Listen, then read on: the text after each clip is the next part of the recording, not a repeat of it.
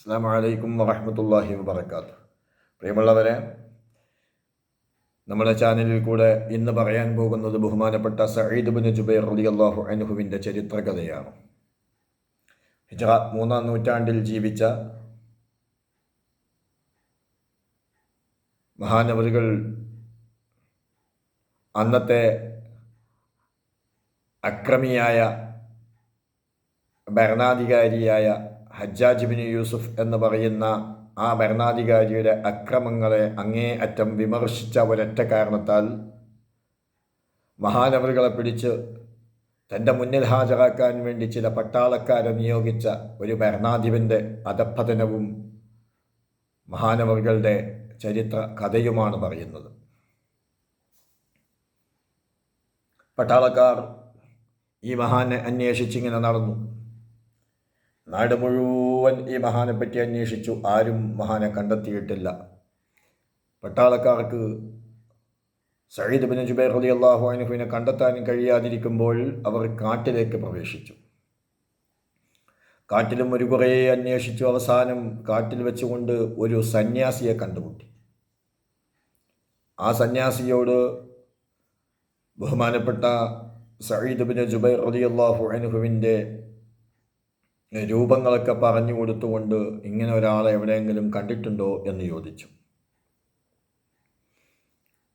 പട്ടാളക്കാർ മഹാനവറുകളെ സംബന്ധിച്ച് പറഞ്ഞ വിവരങ്ങൾ മനസ്സിലാക്കിയിട്ട് സന്യാസി പറഞ്ഞു, അദ്ദേഹം ഇന്ന സ്ഥലത്ത് വെച്ച് ഇബാദത്തെടുത്തുകൊണ്ടിരിക്കുന്നുണ്ട് എന്ന് പറഞ്ഞു. ആരാധനയിലാണ്. പട്ടാളക്കാർ നേരെ ആ സ്ഥലം ലക്ഷ്യം വെച്ച് നീങ്ങി മുന്നോട്ട് നീങ്ങിയ സമയത്ത് അവർ മഹാനായ സഈദ് ഇബ്നു ജുബൈർ റളിയല്ലാഹു അൻഹു ഇരിക്കുന്ന സ്ഥലത്തേക്കെത്തി. സഈദ് ഇബ്നു ജുബൈർ റളിയല്ലാഹു അൻഹു ഇരുന്നതിൻ്റെ ചുറ്റുഭാഗത്തും പുലികളും സിംഹങ്ങളും കാവൽ നിന്നിരിക്കുന്നു. ഈ വന്ന പട്ടാളക്കാർ ഭയന്ന് വിറച്ച് അവിടെ തന്നെ നിന്നു. ഇത് കണ്ടപ്പോൾ മഹാനവറുകൾ പറഞ്ഞു, അള്ളാഹുവിനെ പേടിക്കുന്നവർക്ക് പുലിയും സിംഹവും ഒന്നും പ്രശ്നമല്ല, അതുകൊണ്ട് നിങ്ങൾ മുന്നോട്ട് വരിക. അതാണല്ലോ ഖുർആൻ പറഞ്ഞത്, അലാ ഇന്ന ഔലിയാ അല്ലാഹി ലാ ഖൗഫുൻ അലൈഹിം വലാ ഹും യഹ്സനൂൻ. അറിയണം, അള്ളാഹുവിൻ്റെ ഔലിയാക്കന്മാർ അവരാരെയും പേടിക്കുകയില്ല, അവർക്ക് യാതൊരു ദുഃഖവുമില്ല എന്ന് വിശുദ്ധ ഖുർആൻ പറഞ്ഞല്ലോ. അങ്ങനെ ഈ പട്ടാളക്കാർ നേരെ മഹാന്റെ മുമ്പിലേക്ക് ചെന്നു. മഹാന്റെ മുമ്പിലേക്ക് അടുത്ത് ചെല്ലുമ്പോൾ ആ പുലികളും സിംഹങ്ങളും വഴിമാറിക്കൊടുത്തു. അങ്ങനെ മഹാനവറുകൾ ചോദിച്ചു, എന്താണ് നിങ്ങളുടെ ആഗമന ഉദ്ദേശ്യം? അപ്പോൾ അവർ പറഞ്ഞു, അല്ലയോ മഹാനവറുകളെ, ഞങ്ങൾ ഹജ്ജാജ് ബിൻ യൂസുഫിൻ്റെ പട്ടാളക്കാരാണ്. ഞങ്ങൾ നിർബന്ധിതരായി അങ്ങയുടെ മുമ്പിലെത്തിയിരിക്കുകയാണ്. അങ്ങയെ പിടിച്ച് ഹജ്ജാജ് ബിൻ യൂസുഫിൻ്റെ മുമ്പിലേക്ക് ഹാജരാക്കണമെന്നും അങ്ങനെ ഹാജരാക്കിയിട്ടില്ലെങ്കിൽ അവൻ ഞങ്ങളെ വധിച്ചു കളയുമെന്നും ആണ് ആ അക്രമിയായ ഭരണാധികാരി ഞങ്ങളോട് പറഞ്ഞിട്ടുള്ളത്. പക്ഷേ ഞങ്ങൾ തിരിച്ചു പോകുന്നില്ല. അങ്ങയുടെ ശിഷ്യത്വം സ്വീകരിച്ച് ഇവിടെ കൂടാൻ വേണ്ടിയാണ് ഞങ്ങൾ വന്നതെന്ന് പറഞ്ഞപ്പോൾ ബഹുമാനപ്പെട്ട സഈദ് ഇബ്നു ജുബൈർ റളിയല്ലാഹു തആല അൻഹു, അത് പാടില്ല, നമുക്ക് ഹജ്ജാജ് ബിൻ യൂസുഫിൻ്റെ അടുക്കലേക്ക് പോകണം. കാരണം എൻ്റെ ആയുസ് തീരാറായിരിക്കുന്നു. തീരാറായ ആയുസ് അവധിയെത്തിയാൽ അതൊരിക്കലും തന്നെ പിന്നെ നീട്ടിക്കിട്ടുകയില്ല. അവധിയെത്താത്ത ആയുസ് അതൊരിക്കലും തീർക്കാനായിരിക്കും സാധ്യമല്ല. അതുകൊണ്ട് എൻ്റെ ആയുസ് അടുക്കാറായിരിക്കുന്നു, എന്നെ ഹജ്ജാജ് ബിൻ യൂസുഫിൻ്റെ അടുക്കലേക്ക് നിങ്ങൾ കൊണ്ടുപോവുക എന്ന് പറഞ്ഞു.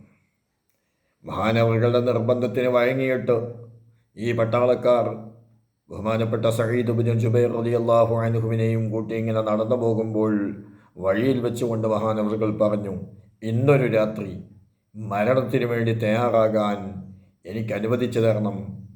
അത് കഴിഞ്ഞാൽ നമുക്ക് ഹജ്ജാജ് ബിൻ യൂസുഫിൻ്റെ അടുക്കലേക്ക് പോകാമെന്ന് പറഞ്ഞപ്പോൾ എന്തിനും തയ്യാറായി. എന്ത് സംഗതി ചോദിച്ചാലും അത് നടപ്പിലാക്കി കൊടുക്കാൻ തയ്യാറായി നിൽക്കുന്ന പട്ടാളക്കാർ പെട്ടെന്ന് തന്നെ മഹാനവറുകളോട് പറഞ്ഞു, അതിനൊരു കുഴപ്പവുമില്ല എന്ന് പറഞ്ഞപ്പോൾ മഹാനവറുകൾ ആ രാത്രി തൻ്റെ മരണത്തിന് വേണ്ടി തയ്യാറെടുക്കുകയാണ്. അന്ന് തീരെ ഉറങ്ങാതെ ഇബാദത്തിൽ മുഴുകി. പിറ്റേ ദിവസം നേരം വെളുത്തപ്പോൾ മഹാനവറുകൾ പട്ടാളക്കാരെയും കൂട്ടിയിട്ട് നേരെ ഹജ്ജാജ് ബിൻ യൂസുഫിൻ്റെ മുമ്പിലേക്ക് പോയി. ഹജ്ജാജ് ബിൻ യൂസുഫിൻ്റെ മുമ്പിലെത്തിയ ഈ മഹാനവറുകളോട് ഹജ്ജാജ് ബിൻ യൂസുഫ് ചോദിച്ചു, അല്ലയോ വൃദ്ധ, നീ ഒരു ദുഷ്ടനല്ലേ? നീ നമ്മുടെ ഭരണത്തെ എതിർക്കാൻ എന്താണ് കാരണം എന്ന് പറഞ്ഞുകൊണ്ട് മഹാനവറുകളോട് വളരെ രോഷാകുലമായി സംസാരിച്ചു. അപ്പോൾ ഷെയ്ഖ് അവറുകൾ അവിടെ നിന്ന് മറുപടി പറയുകയാണ്, അത് സത്യവിശ്വാസിയുടെ കടമയാണ്. അക്രമത്തെ തടയുക എന്നത് ഒരു സത്യവിശ്വാസിയുടെ കടമയാണ്. അതാണ് ഞാൻ ചെയ്തത്, അല്ലാതെ മറ്റൊന്നും ഞാൻ ചെയ്തിട്ടില്ല. അക്രമം അത് സത്യവിശ്വാസിക്ക് ഭൂഷണമല്ല, അത് തടയുക എന്നതാണ് ഒരു സത്യവിശ്വാസിയുടെ കടമ. അതുകൊണ്ടാണ് ഞാൻ അങ്ങനെ ചെയ്തതെന്ന് പറഞ്ഞപ്പോൾ, നിന്റെ ശിക്ഷ വധശിക്ഷയാണ്, അതുകൊണ്ട് നീ ഇനി ഉണ്ടാൻ പാടില്ലെന്ന് പറഞ്ഞപ്പോൾ മഹാനവറുകൾ പറഞ്ഞു, ശിക്ഷ എന്താണെന്നറിഞ്ഞുകൊണ്ട് തന്നെയാണ് ഞാൻ വന്നത്. ആ നിലക്ക് തന്നെയാണ് ഞാൻ ഈ അക്രമം അഴിച്ചുവിടുന്ന ഭരണത്തിനെ എതിർത്തത്. അങ്ങനെ പട്ടാളക്കാർ വധിക്കാൻ വേണ്ടി കൊണ്ടുപോകുമ്പോൾ മഹാനവറുകൾ ഒന്ന് പുഞ്ചിരിച്ചു. ഈ ചിരി കണ്ടപ്പോൾ വീണ്ടും ദേഷ്യം വർദ്ധിച്ചു വന്ന ഈ ഭരണാധികാരി മഹാനവറുകളോട് ചോദിച്ചു, നീ എന്താ ചിരിക്കുന്നത്? നിനക്കെന്താ ഭ്രാന്തുണ്ടോ എന്ന് ചോദിച്ചു. അപ്പോൾ മഹാനവറുകൾ ചിരിച്ചുകൊണ്ട് പറഞ്ഞു, എനിക്ക് ഭ്രാന്തൊന്നുമില്ല, അള്ളാഹുവിൻ്റെ ക്ഷമയെ ഓർത്ത് ഞാൻ ഒന്ന് ചിരിച്ചു പോയതാണ്. അപ്പോൾ ഈ ഹജ്ജാജ് ബിൻ യൂസുഫ് പറഞ്ഞു, അറിയാവുന്ന ഭാഷയിൽ സംസാരിക്കണം, മനുഷ്യനിക്ക് മനസ്സിലാകുന്ന രൂപത്തിൽ സംസാരിക്കണം.